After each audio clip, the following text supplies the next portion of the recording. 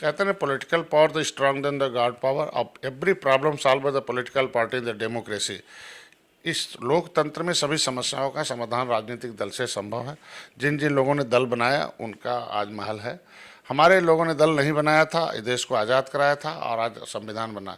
संविधान बनने के बाद ढेर सारी मलाई जिन लोगों ने हमारे लोगों पर क्रिमिनल कास्ट घोषित था, आरक्षण नहीं ले पाए, मझवार गण तुरैया खरवार बेलदार खड़ कोली 7 नामों से सभी जातियों की उनके जो अनुसूचित जाति की सूची में उनके सर नेम, पुकारू नेम, कोई टाइटल लगा दें, सिंह लगा दें, ठाकुर लगा दें, पंडित लगा दें, उन्हें मिलता है। जाटों को मिलेगा, पासी को मिलेगा, धोबी मिलेगा।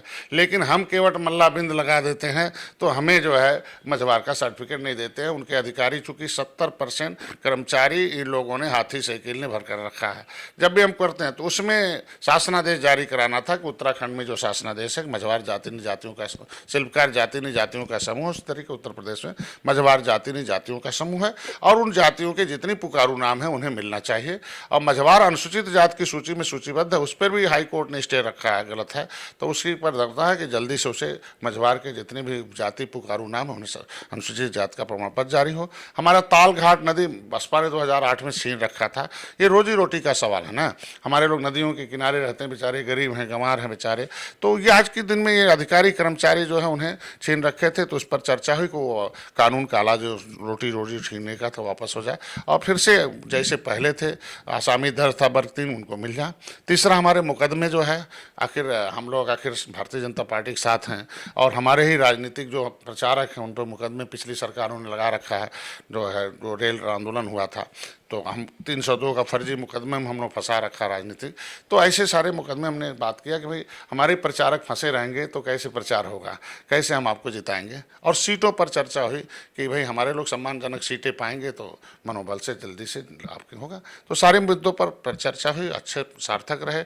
माननीय मुख्यमंत्री जी ने भी इस चीज़ को एक्सेप्ट किया कि नहीं हम इनकी लड़ाई लड़ते रहे। उन्होंने बताया भी, हमने बताया भी कि भाई 2015 से पहले 13 से पहले हम पेशे से चिकित्सक थे, लेकिन माननीय योगी आदित्यनाथ ने हमारी आवाज़ को सदन तक उठाते रहे। इनके ढेर सारे वीडियो वायरल हुए हैं और ये हमारी मदद भी किया। 2015 में जब रेल ट्रैक आंदोलन हुआ था, हमें जेल में डाला था समाजवादी पार्टी की सरकार ने, तो हमें जेल में इन्होंने मदद की थी और इन्होंने आंदोलन भी किया था इनकी मांगें सही हैं। तो ये सारा कुछ हुआ और तय भी हुआ। और तय हुआ कि जो अधिकारी बदमाश हैं बीच में जो डिस्टर्ब कर रहे हैं कि भाई दिल्ली से जैसे मत्स्य मंत्रालय से रुपये आ गया तो वो उसमें एक चीज़ लिख के आ गया अनुसूचित जाति को पहले हक मिलेगा। अब बताइए हर जगह वही रहेंगे तो हमारा नाम न होने के नाते जो देय लाभ है सरकार का नहीं मिल रहा था। तो सरकार बहुत जल्दी उस पर निर्णय ले रही है और इन्हें मझवार का अनुसूचित जाति का प्रमाण पत्र जारी करेगी जो अनुसूचित जाति की सूची में सूचीबद्ध है। उस पर महाधिवक्ता का भी राय लिया गया है। अब फिर बैठक हो रही, इसीलिए मैं दिल्ली से यहाँ आ गया हूँ। और सीटों पर भी चर्चा हुई है, उन्होंने मांगा है तो मैंने बताया भाई हमें भी अपने लोगों से बैठ कर बात करनी नहीं, फिर पुनः जल्दी उनके साथ बैठक होनी है। क्या कोई मतलब 2022 से पहले को लेकर चर्चा हुई, क्योंकि आप लोग पिछले कई बार कह चुके हैं कि हमको डिप्टी सीएम घोषित किया जाए, हमारे प्रत्यक्ष बनाया जाए, और क्या चुनाव से पहले कोई मंत्रिमंडल विस्तार में भी चर्चा हुई है?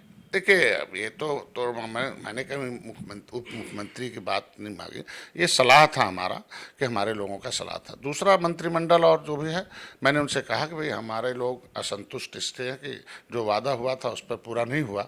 तो उस पर अब आगे जो हुई उन्होंने कहा पीछे की बातें भूल जाओ, आगे जो भी कुछ होगा उसमें सम्मानजनक हिस्सेदारी आपको मिलेगी। जब भी होगा कि आपको कहने का अवसर नहीं मिलेगा।